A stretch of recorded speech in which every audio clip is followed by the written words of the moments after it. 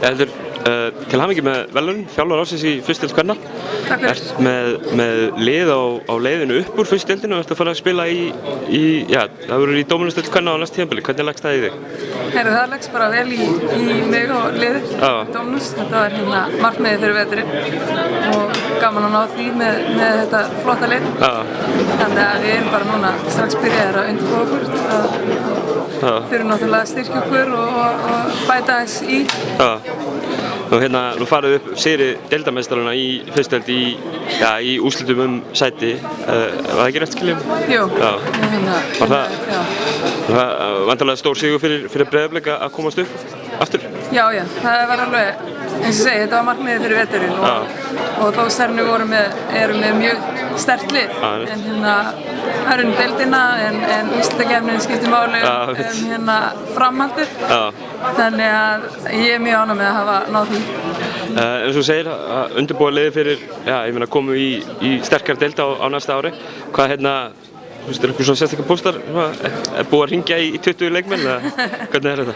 Nei, ég veit ekki, kannski er ég alltaf róleg, ég veit ekki, ég er ekki alveg með hvernig það virkar en ég ætla ekki að skipta um lið. Þetta lið er alveg, ég sá það í vetur, þær er alveg erindi í dómsdeildina en það væri alveg gaman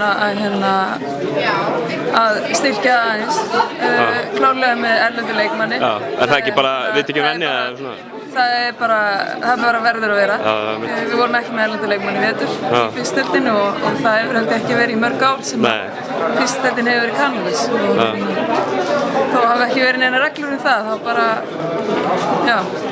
mér fannst það mjög fínt.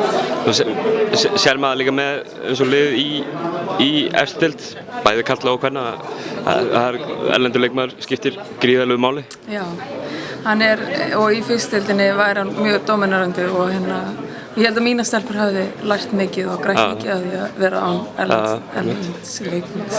En svo koma þér í það kannski að þurfa að spila með erlendu leikmanni? Já, en ég held að það sé orðin betur.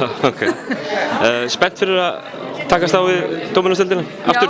Þú varst náttúrulega leikmaður þarna fyrir bara ekki svo löngu, sko. Jú, ég er mjög spennt fyrir því. Það er náttúrulega svolítið nýtt fyrir mig að vera þjálfari en ég hef verið lengi í dóminusdeildinni og kannski þekki leikmennina betur í dóminusdeildinni heldur í fyrstu deildinni.